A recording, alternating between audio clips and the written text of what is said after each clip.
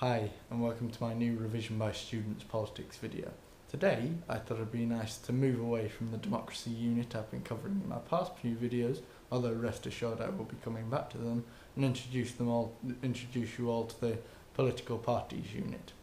For those of you doing edXL, government and politics, this is the third topic, although that's not to say that the rest of you doing other units or even other countries other than the UK government and politics won't find this useful, specifically this video about political spectrum. And that is an excellent place to start. So before we can go on to talk about individual political parties, their history, their evolution and where they stand today, it is good to know where different political parties stand in relation to one another. And to do this, we use a political spectrum. This consists of two key parts: the horizontal economic scale and the upward social scale. The upward scale, we'll begin with that, refers to it's a good way to visualize the role of the government or the political position a party takes or an individual takes in relation to the role of the government. So for example, at the top we have authoritarian, which of course refers to your dictator kind of people, like the dictators toppled by the recent Arab Spring, or the traditional dictators like Stalin, Hitler or Mao. And at the bottom you have, I don't know if you can see, libertarian, which refers to the more liberal people like Rand Paul in America, who espouse the view that the role of the government should be as minimal as possible.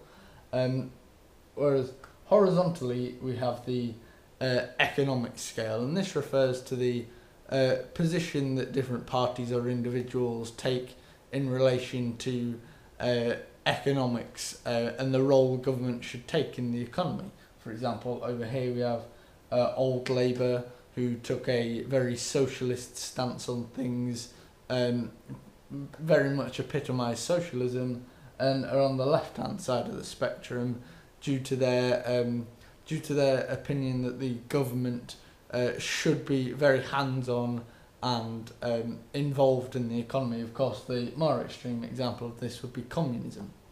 On the opposite end, on the right-hand side, we have those who espouse more right-wing views, as they're known. So these are the Conservative Party, the Liberal Democrats, the Milton Friedman, Frederick Hayek, who argued that the government should take a very laissez-faire or hands-off approach to the economy, meaning they leave it to run its own course. So what is the result of this? Well, as you can see, we have a very visual way of understanding how political parties or individuals relate to one another. For example, how Old Labour and New Labour are different, how New Labour and the Conservative parties are similar but different. And of course, remember, this is a very simplified version, and you can, and as you will see, the more you research, these go into far more detail, which actually brings me on to my final point.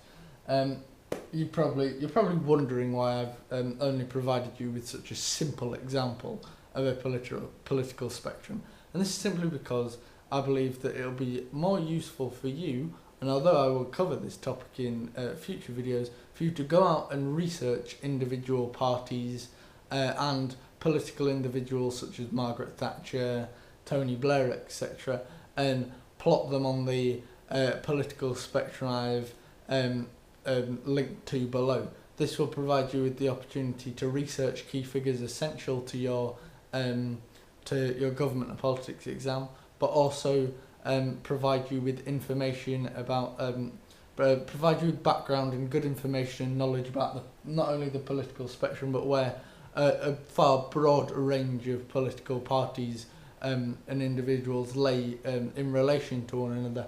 And don't just limit this research to the UK, although there is a wide range from the BNP to UKIP to the ones mentioned here, and all the way down to the Green Party. Also expand on this, go to the US, talk about the GOP, the Democrats, individuals mentioned like Rand Paul, and you could even do it with world leaders to give you a bit of perspective, but it's totally up to you, although I would highly recommend it. Okay, thank you for watching, and I'll see you next time.